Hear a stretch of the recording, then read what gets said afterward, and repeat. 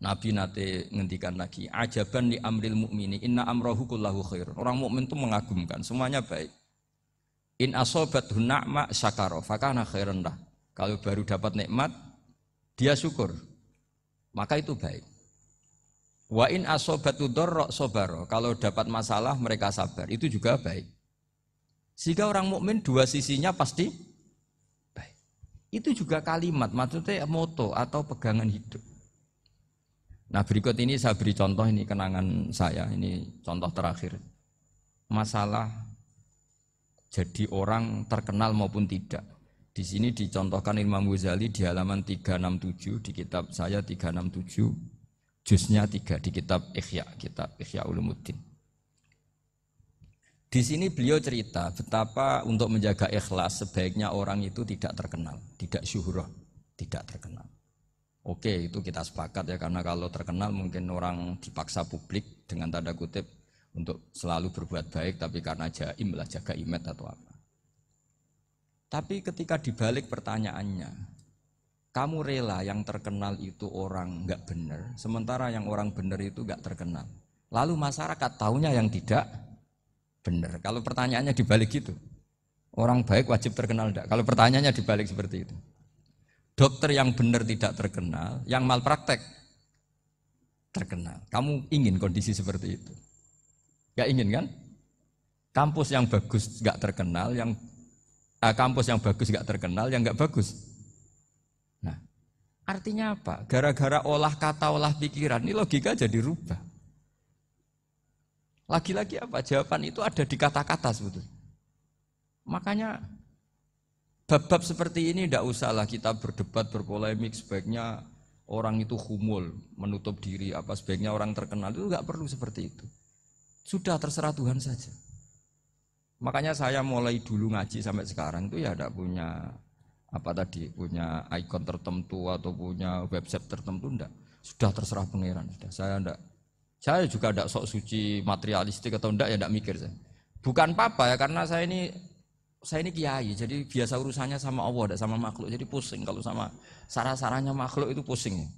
Meskipun rektor kalau nasihati saya pasti tidak saya terima, itu tetap makhluk, itu sudah tidak ngefek kalau saya itu sudah ada itu. Bukan karena saya sombong, ya memang makhluk betul gitu, bukan. Cuma nasibnya bejo aja, tapi makhluk tetap makhluk. Saya beri contoh ya. Ini makalah yang ditulis Imam Ghazali. Ya. I'lam aslahaka Allah anna aslal jah wa intisarus sayyid atau sayyidi wal istihar wa huwa mazmum itu. Balil mahmudu al-khumulu illa man saharahu wa ta'ala linasri dini min ghairi takallufi talabi syuhrati minhu. Jadi kalau kamu ingin ibadah kamu selamat, ya kamu jangan terkenal. Tapi resikonya adalah kalau kebaikan itu tidak terkenal, maka agak dikenali. Kalau agak dikenali berarti masyarakat hanya punya percontohan yang tidak baik, karena yang baik tidak terkenal. Jadi itulah ulama-ulama dulu. Jadi apa-apa itu dibanding-bandingkan. Kemudian nanti kelihatan, jawabannya itu kelihatan. Jadi ulama dulu itu biasa ngarang misalnya afatun nikah, sisi negatifnya nikah. Harus ngurmat istri, harus macam-macam, kalau terlantar itu ya dosa. Seperti tadi Pak Marsudi cerita, kalau orang ngapalkan Quran itu takut lupa, kalau lupa itu jadi dosa.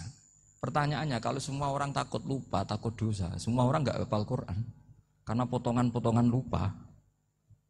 Cara berpikir tidak seperti itu. Kalau berpikir ya namanya hafalan, ya inginnya hafal, kan nggak ingin lupa. Lah nanti kalau takdirnya lupa karena hal-hal yang dimaklumi oleh syariat itu enggak yang termasuk dosa. Yang dosa itu lupa ghairi udhrin syar'iyyin, lupa yang tidak ada sebab yang apa? Syar'i. Tapi lupa bawaan EQ-nya enggak bagus. Lupa bawaan sering dibentak. Oh itu enggak masalah karena bawaannya orang tertekan itu ya lupa. Coba kamu hafal Quran. Terus punya kredit jatuh tempo. Pas hari itu aku yakin enggak cerdas sudah. Itu bawaannya orang tertekan itu pasti lupa. Jadi ya saya teruskan ya. Jadi terus ada makalah yang sangat bagus sekali tentang itu. Saya baca ya. Wa yadullu ala dzalika anna Allah azza wa jalla amaral anbiya'a bi idharil amali lil iktida wa khassahum bimansibin nubuwah. Wala yajuzu ayyudhanna bihim annahum khurrimu afdhalal amalen. Jadi orang yang terlalu mendewa-dewakan khumul itu menutup diri. Oke, itu baik karena dengan khumul, dengan menutup diri Anda tidak riya, Anda tidak pamer. Tapi kata Imam Ghazali, kamu juga harus ingat di antara syaratnya Nabi itu harus mengumumkan kalau beliau itu seorang Nabi. Harus memaklumatkan kalau beliau seorang Nabi supaya bisa diikuti. Caranya sholat harus diumumkan sehingga Nabi itu mengatakan harus jamaah. Karena dengan cara jamaah itu bisa shollu kama ra'aitumuni usolli. Coba kalau Nabi sholatnya enggak diperlihatkan, kamu harus sholat yang benar. Caranya gimana ya Rasulullah? Itu rahasia. Bingung enggak kira-kira? Bingung enggak? Ya misalnya amal rahasia selalu lebih baik. Terus ada pertanyaan, Nabi ngendikan kamu sholat yang benar. Caranya gimana Nabi? Ya itu rahasia. Terus gimana coba? Tapi Nabi ngendikan apa? Shollu kama ra'aitumuni usolli. Ya sudah kamu sholat, niru saya sholat. Berarti Nabi sholatnya diperlihatkan apa disembunyikan? Diperlihatkan. Jadi begitu juga saya berkali-kali bilang, orang tahu kalau itu bidan ya berdasar tulisan itu bidan. Tahu kalau itu dokter gigi ya itu dokter gigi. Jangan sampai gara-gara tidak ada tulisan mau beli alat bangunan di dokter gigi. Mau periksa gigi di toko bangunan. Gara-gara apa? Enggak ada maklumat. Nah, di sini ulama-ulama selalu memaklumatkan dirinya. Termasuk Imam Ghazali ketika ngarang kitab dinamai Ihya Ulumuddin, bahwa kitab ini bisa menghidupkan ilmu-ilmu agama yang mulai hilang. Begitu seterusnya. Jadi ini ngaji ya. Jadi orang itu harus ngerti. Jadi jangan nuruti emosi sendiri atau logika sendiri. Bahwa saya suka humul, ya monggo. Agama Islam menyediakan sarana itu. Uzlah itu ya punya sisi kebaikannya sendiri. Tapi syuhrah terkenal asal tidak nuruti nafsu juga punya sisi kebaikannya sendiri. Setidaknya umat ini punya satu master kebaikan yang mudah diakses. Tapi tadi saya ulang lagi, jangan karena hadun nafsi, jangan karena kepentingan pribadi. Makanya di sini disebutkan wa yadullu ala dzalika ay ala syuhrah anna Allah taala amaral anbiya bi dzaril amal lil iktida. Allah selalu memerintahkan para nabi kalau ngamal kebaikan ya harus dimunculkan supaya bisa ditiru. Yaitu tadi kita tidak bisa bayangkan kan kalau misalnya Nabi menyuruh kamu harus sholat yang benar, kemudian sholatnya Nabi sembunyi. Kalau ditanya, Nabi saya niru siapa? Wah itu rahasia, kamu nggak boleh lihat sholat saya saat takut tidak ikhlas. Ribet kan? Sehingga jamaah itu statusnya tetap harus. Nah bedanya harus ini ulama berpendapat harus yang apa? Fardu kifayah. Tapi fardu itu maknanya harus. Tapi bukan berarti kalau nggak jamaah sholatnya nggak sah, nggak. Tapi statusnya jamaah tetap apa? Harus.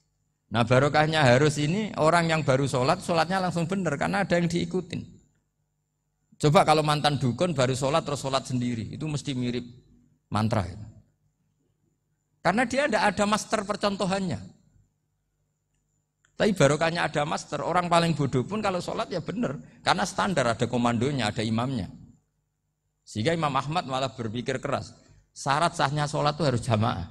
Cara pikirannya Imam Ahmad. Keras sekali beliau. Sehingga kalau orang sholat sendiri kok ada orang lain yang maunya berjamaah harus bayar, orang itu harus bayar. Demi sahnya sholat. Itu madzhabnya Imam Ahmad. Tapi kalau madzhab Syafi'i hanya mengatakan itu fardu kifayah. Yang kalau satu komunitas gak mau melakukan semuanya apa? Dosa. Ya jadi ini sebelum sesi ringan tanya jawab hanya 2 saja tanyanya, nggak boleh banyak-banyak nanti nggak pulang-pulang saya. Jadi tak baca lagi biar dapat berkahnya Imam Ghazali. Wa qala qaumun asirru afdalu minal alaniyati. Terus kata sebagian ulama al alaniyah itu afdal minas sirri. Terus diperbandingkan baik yang mana amal dipertontonkan sama ndak. Terus kata Imam Ghazali, kalau orang itu bisa jaga tidak riya, maka sebaiknya dipertontonkan karena kebaikan harus yang muncul, bukan yang tidak baik yang muncul. Makanya ketika Unisula memaklumatkan diri sebagai ingin jadi generasi khairah ummah, itu kalau diterjemah itu kan, wow, khairah ummah, umat terbaik. Itu kan kayak agak angkuh. Tapi nggak apa-apa, itu nggak apa-apa. Masa kita kampanye Unisula siap degradasi moral kan ya lucu kan. Masa jualan gitu kan ya lucu. Ya sudah, kita memang ingin mengkhidmati ummah, berbakti dengan umat, membantu supaya jadi generasi khairon apa? Tidak apa-apa, dimaklumatkan supaya dengan itu umat punya sarana. Oh kalau ingin jadi khairon ummah, kuliah di sini. Jangan lalu enggak gitu. Ya sama kita dokter, maklumatkan saja dokter gigi, dokter kandungan, dokter bedah. Sehingga orang kalau mau bedah ya jangan ke dokter kandungan. Jadi barokahnya maklumat ya. Jadi saya mohon sekali ini, saya sendiri sebetulnya orang yang enggak siap terkenal sebetulnya, tapi ya sudah terserah Allah saja. Kalau itu cara Allah menyebar kebaikan, ya monggo. Pokoknya kita tawakal saja sama Allah Subhanahu wa Ta'ala. Ya saya kira demikian. Assalamualaikum warahmatullahi wabarakatuh.